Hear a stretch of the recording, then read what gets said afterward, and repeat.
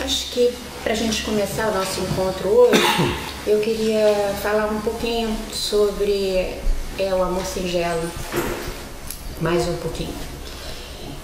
Uma das intenções principais do amor singelo é abordar o amor através de uma poética muito profunda.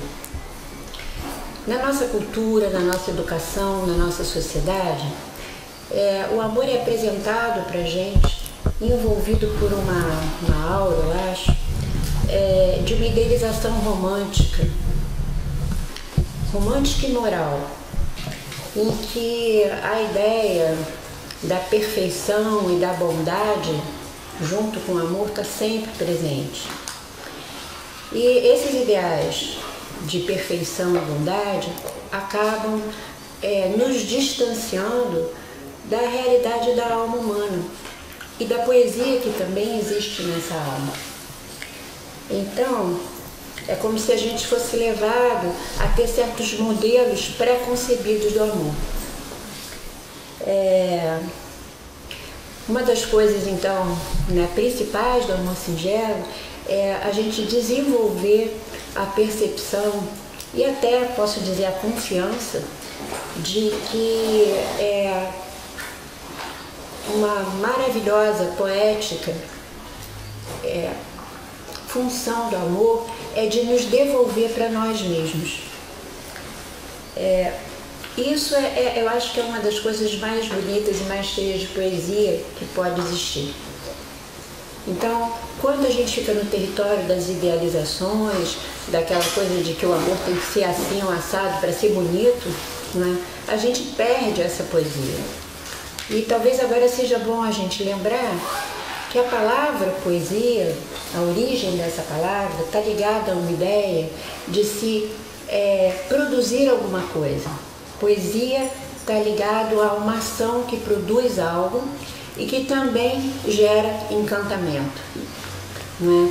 Então, quando a gente pensa que o que o amor produz é a nossa inteireza, o amor tem essa função, né, de produzir a nossa manifestação real na vida, isso é de uma poesia profunda. Então, o amor singelo tem essa intenção, para que a gente não se perca nas idealizações culturais e nem nas frustrações, porque quando a gente idealiza, fatalmente a gente vai se frustrar depois, não tem saída, né?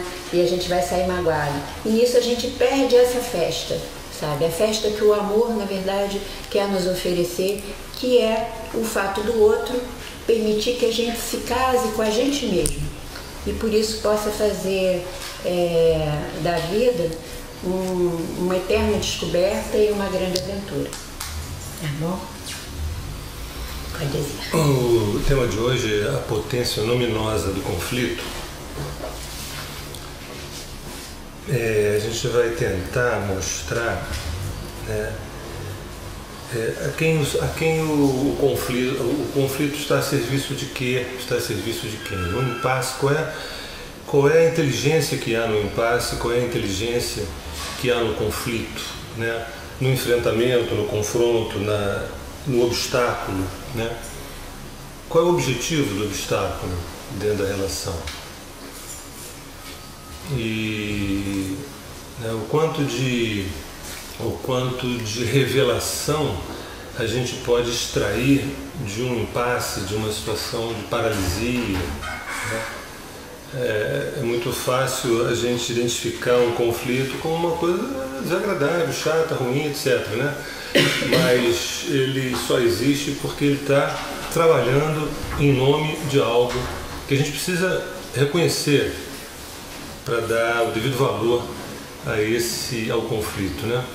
A gente escolheu 4 temas que são muito importantes. Eu escolhi esses 4, poderia ter escolhido outros 4, mas a gente escolheu os temas ciúmes, desqualificação, abandono e adeus, né? São palavras muito familiares e a gente vai começar a falar um pouquinho sobre ciúmes, quer dizer, na verdade, o que tem de luminoso, o que tem de luminoso, o que tem de sélfico dentro dessas 4 palavras, né? A gente associa os ciúmes a uma coisa necessariamente ruim, a desqualificação ruim, o abandono ruim, muitas vezes, nem sempre, mas muitas vezes o adeus também como uma coisa negativa, né? Mas antes da gente começar, a gente vai precisar deixar claro algumas premissas sem as quais a gente não caminharia muito. Essa relação de sujeito e objeto, né? E compreender um pouquinho, por exemplo, o que é ser sujeito da minha estrada, do meu caminho, sujeito de mim, sujeito da minha vida, né? E não ser objeto da expectativa do outro, objeto do desejo do outro, né? Vamos tentar fazer uma diferença. O sujeito, né, ele incorpora pulsões, né, pulsões genuínas, instintos genuínos de afirmação. Eu selecionei 4 que a gente vai reconhecer que é importante para que esse sujeito ele exista em nós, né? A nossa cara, o nosso território, o nosso nome, a nossa afirmação, até para a gente perceber que lá na frente vai ser uma delícia abrir mão também disso, né? Mas a gente só abre mão daquilo que a gente tem, daquilo que a gente um dia possuiu, daquilo que a gente um dia se identificou de alguma forma, tá? Então, o sujeito tem a ver com ser essas pulsões diferenciadoras, né? O sujeito é um território de diferença, né? Este é diferente daquele. E tem 4 pontos que eu acharia importante realçar. O primeiro deles são os sentimentos autênticos, né?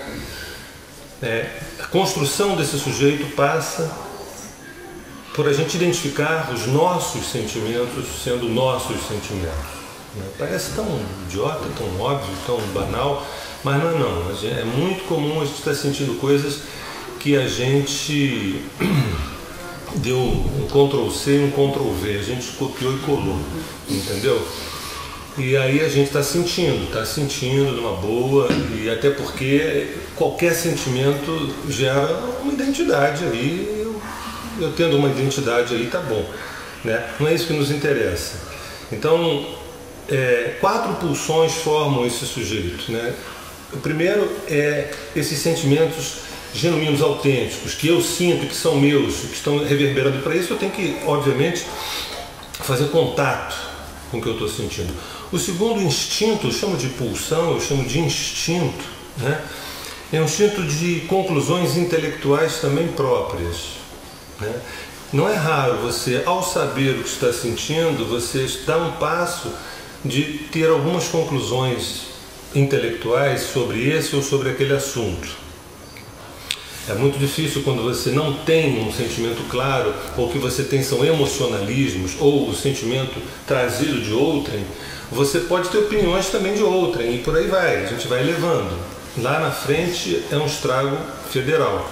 Então a segunda pulsão importante, que configura esse sujeito, que vai ser muito importante na relação, é a gente ter essas conclusões, ainda que erradas, ainda que equivocadas, mas são conclusões que vem a nossa assinatura, né? Que vem a nossa cara, né? Uma cara que está sempre em formação, ela está sempre numa dinâmica de evolução.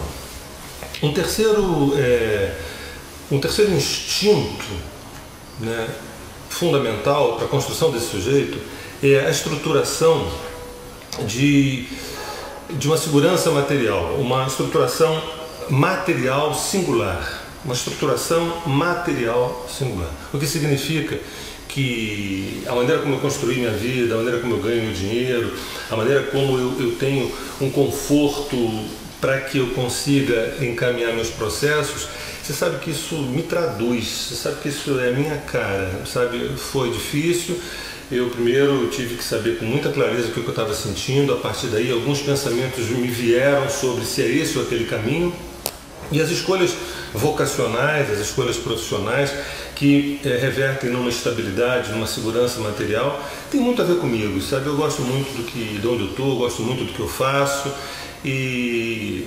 posso e quero crescer mais, posso e quero me desenvolver mais Essas coisas parecem óbvias, mas não são óbvias.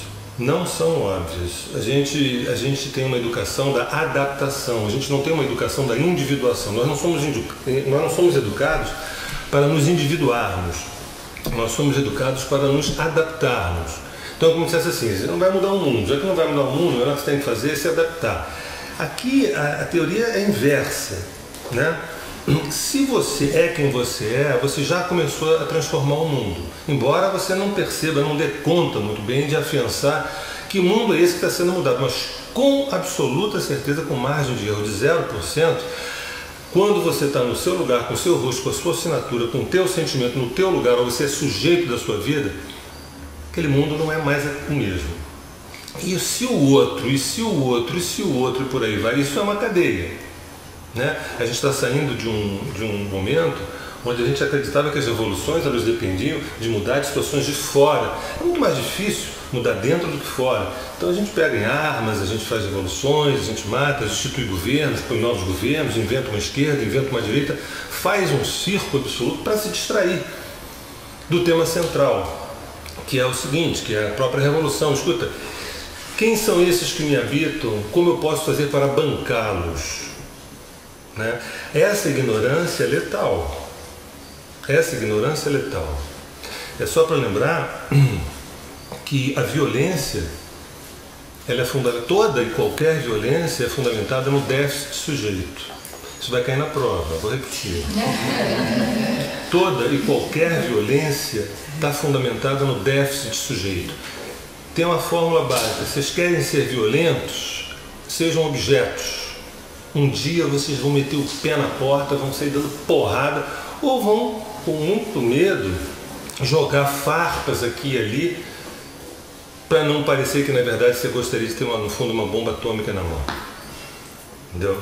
Querem interferir de fato nessa questão da paz, então que a gente se assuma, que a gente se banque. A luz, a sombra, a luz, né, que é esse caminho do sujeito. A quarta pulsão, que eu vou parar por aqui, que é muito importante, é o instinto de confiança. O instinto de confiança discernida. O instinto de confiança discernida no plano. Né? Instinto de confiança discernida no plano. No plano, plano é com letra maiúscula. Né? E aí, para também ser breve, que a gente já falou longamente sobre isso, me lembro que uma vez sentado um senhor ali, ele me perguntou de uma maneira veemente: mas que plano é esse? Né? Eu preciso saber que plano é esse. E a minha resposta, não sei se desconcertou, porque é uma resposta tão singela: o plano é ser quem se é. Esse é o plano, ser quem se é. Sabe a mangueira que é mangueira, a jaqueira que é jaqueira, o Volkswagen que é Volkswagen, o João que é João.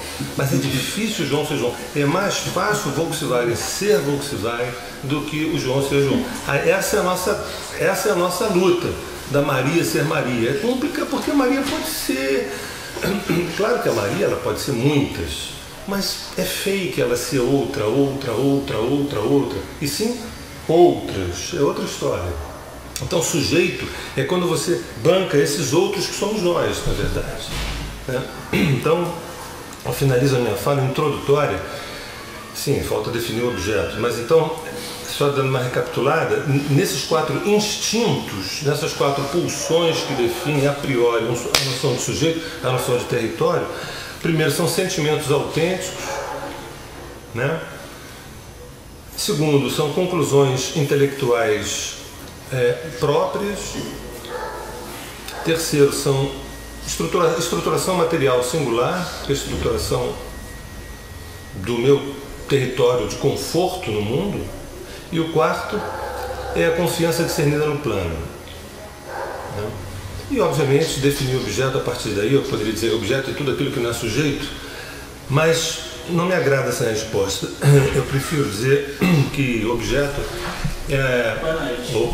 objeto é uma aparência, né? É aparentar aquilo o que o outro espera. Aparentar aquilo é muito mais fácil se ser objeto do que se ser sujeito. Dá menos trabalho a curto prazo. É bom lembrar. Dá menos trabalho a curto prazo a médio prazo, se ser objeto.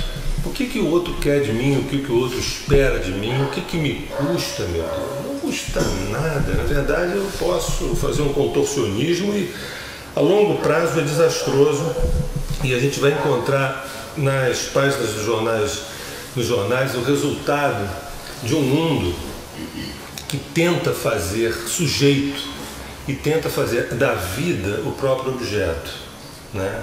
A gente vai encontrar nos jornais, na televisão e nos jornais, uma estratégia do mundo tentar se colocar como sujeito e tentar colocar a vida como objeto. E a partir dessa crença perversa, sinistra, né, obscura, apocalíptica, vamos dizer, a partir dessa crença de que o mundo é sujeito, tanto é assim que a gente tenta se adaptar ao mundo, que não é, o mundo é objeto.